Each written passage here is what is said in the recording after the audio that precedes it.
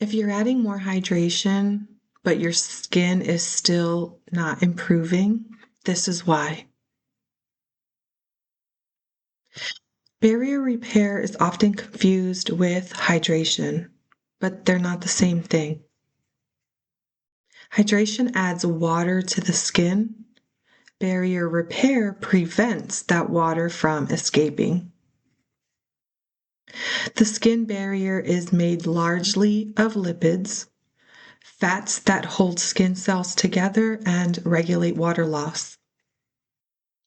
When those lipids are disrupted, no amount of hydrating toner or serum will fix the problem on its own.